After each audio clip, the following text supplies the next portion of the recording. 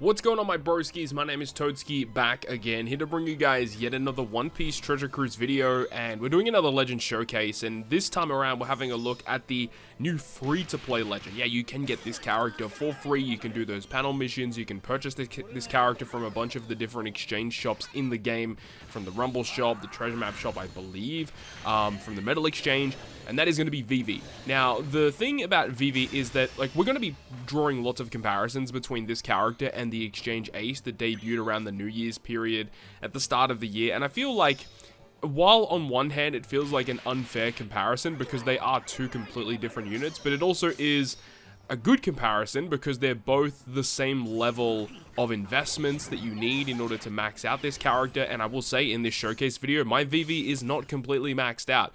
I don't have her limit break expanded because the amount of limit break materials it requires to do it is absolutely absurd. I only got her to level 99. I feel like it really didn't, feel warranted to get her to level 150 because these exchange legends, these free-to-play legends, they do require more EXP to reach that 150 threshold compared to normal legends. So let's go ahead and break down what this character does, and after using her, giving my thoughts and opinions about it.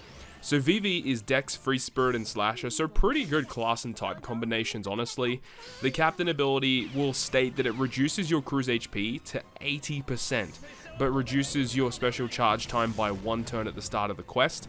So what it means is that if you hypothetically would have had 100,000 HP at the start of the quest, then your maximum HP is reduced by 80%, totaling to, that lower threshold. The thing is it doesn't make you have like all of the HP that you would have. It just makes your maximum HP fall down to minus 80%. So you can't abuse things that require you to be at low HP thresholds. It doesn't work that way. But I will say that the 80% health cut honestly probably is a bit of a downside because there are so many gimmicks that inflict damage to you these days. I mean, obviously the pain debuff, recovery debuffs, enemies just hit way harder. So I feel like this is actually a pretty big downside to VIVI overall. The -1 turn of cooldown is about average. If this was -2, I would feel way more positively about the Captain ability. This character also provides boosts to Dex, Free Spirit, and Slasher, giving them 5 times attack and 1.3 times recovery. Recovery boost is nice, but of course you need to have recovery and similar slots in order to actually abuse this recovery bonus. 5 times attack is really low for a character in 2024. Furthermore though, it does give 20% damage reduction, and it does further boost your attack by up to 1.2 times based on the amount of HP that you healed in the previous turn. So if you go ahead and have this character out, and I don't know the HP threshold that you have to recover to in order to actually get the max bonus. I'm assuming it's going to be around 10,000 because that's typically what these types of characters in the past have required in order to reach their health thresholds. So if it is around that 10,000 threshold, you will get that 6 times attack. But starting off at 5 times and only getting additional attack bonus after healing, it's not that great. I feel like this is a character you're probably not going to be using as a captain that often. However, with the exchange mechanic or the captain shift mechanic that we now have access to, it's going to make characters that aren't typically good as captains maybe a little bit more viable because of the shifting. Remember, when you get access to this character as a captain, you'll have access to the super type. You just need one of the other Straw Hats on your crew that were present during Alabasta. So Luffy, Zoro, Nami, Usopp, Sanji, or Chopper. The effect itself gives VIVI minus 10 turns of cooldown. It also has the ability to remove blue shield defense up and damage threshold by 3 turns. And then it changes your right column slots into rainbow and your left column slots into tandem. Both are switched through block slots, which is pretty good. And then also changes Dex into super Dex. A pretty good super type special overall, but having to use this character as a captain in order to get access to this super type special is a little underwhelming because in most cases, it's just going to provide you with an orb change. That's probably what you're going to be using it most often for. Yes, sometimes you will have to use this character as a captain to remove defense up and threshold, and that could be pretty good. like because of captain shifting, you could have this character set as your captain. If you have to get around defense or threshold by a really awkward amount of turns, hypothetically, let's say you need to get around like 8 turns of threshold, you have a 5-turn remover, and then this super class or super type can remove a further 3 turns of it. So that kind of scenario you could see it being used, but I feel like we need more captain shift characters in order for this character to probably actually see valid usages as a captain. So with the captain stuff out of the way, we can have a look at her special ability, which I feel like is probably the most important component of this character. First of which, it does remove the healing into damage duration by 5 turns. Very unique, not a lot of characters actually do that. It also allows you to heal 30,000 HP, so it removes that debuff, then it heals, which is good. It will then give your free spirit and slasher characters a 20% increase to their critical strike rate for 3 turns.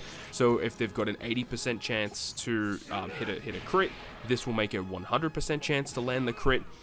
But again, like the whole crit stuff with slashes, I'm really not a big fan of that whole gimmick overall, but it does work in tandem very well with the most recently released Rayleigh Roger Gaban character, as if you have a character that strikes crit with a strength or an int or a slasher character, it does remove 2 turns of blue shield and rainbow shield, I want to say, or threshold and blue shield, whatever it is. It removes 2 defensive effects by 2 turns if you strike a crit. So this does work very well with those types of units.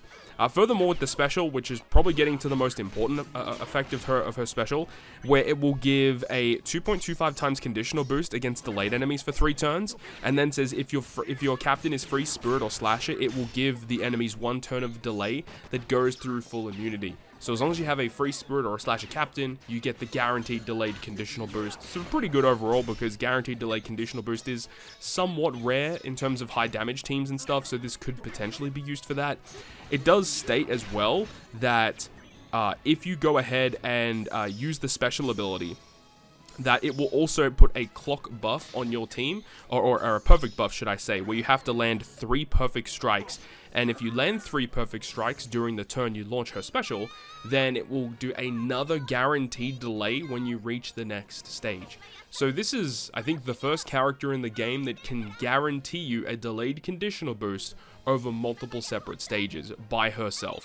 Of course, you do need to have a free spirit or a slasher captain to get this to work, but that's not that big of a downside overall. So that's pretty cool that you can have this over multiple stages, because, you know, 3-turn conditional boosters, I'd say that they're kind of rare. You don't see them too often, but the fact that this is a multi-turn, multi-stage conditional booster that can inflict the condition on the opponent by herself, that is the real valuable effect, and that's the real point of difference between this character and a lot of other characters in the game. There is an additional effect as well, but you're probably never going to use it, where if you use her special twice in the same turn, then it's going to go ahead and set your chain multiplier minimum to 2.75 to a max of 30 for 3 turns, so it gives you a 2.75 chain boundary, but it is incredibly difficult to launch this character special multiple times in a turn, considering with expansion she probably goes down to, I think it's a 12 or a 13 turn cooldown, which is a bit absurd to get her special to launch twice during the same turn. Despite her having effects to reduce her cooldown, it's not as good as like a double special launch, unfortunately. One other component I want to talk about briefly before we wrap up the video is this character does have a final tap. The final tap, the condition, you just need to reach the final stage. There's no other condition attached. What I will say though is that you're probably not going to get this final tap to actually work, because in order to get the final tap, you need to max limit break expand this character, which is why I don't have the final tap in this video, because I ain't using all those materials for this unit. And even if you do go ahead and get the final tap for this character, the effect is really not that good either, where it just gives you a base attack boost based on the amount of HP you have remaining. So if you have high HP, you get up to 2,250 base attack bonus, which is really not that good for the amount of investments that you're putting into this character. When you compare this between Exchange Ace and Exchange VIVI, if you're comparing these two legends together, Exchange Ace is miles better than this character, considering what Ace provides, being super unique, double stacking conditional boost for striker and shooter teams, and this character can get you a delayed conditional boost for a couple different stages, and that's basically the only reason why you would actually go ahead and use VIVI. Yes, she does have some synergies because she's free spirit, she's slasher, you know, you got Roger Gang that came out recently. There are some things you could use her with, but realistically speaking, this is not a worthwhile character to invest in with all of the things you need to do to get this character ready to go to actually be useful in content. It's really just not worth it. So hopefully you understood this one. I know that a lot of people just by reading it would probably comprehend that this character is not that great, but still Vivi is a very popular character in the One Piece community, so I know that a lot of people are going to be excited nonetheless. But, you know, just giving you a little bit of a breakdown in terms of what I experienced while using this unit. There are so many other characters I would prefer to use over this unit in Treasure Cruise content. But hey, look, if you're into VIVI, you got a Sugo-Fest exclusive to play around with. But that's going to wrap it up for me, though. Hopefully you guys enjoyed the video. If you did, make sure to go ahead and leave a like. And if you want to stay up to date with all the content I post, including more One Piece Treasure Cruise content, make sure to hit the subscribe button down below.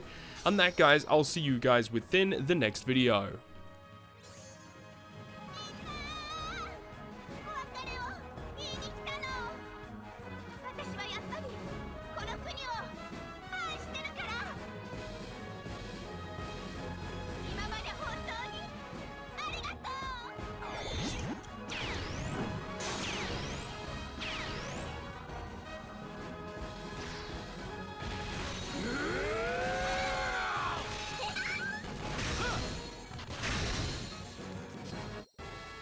Sa 食いてえやつには食わせてやる。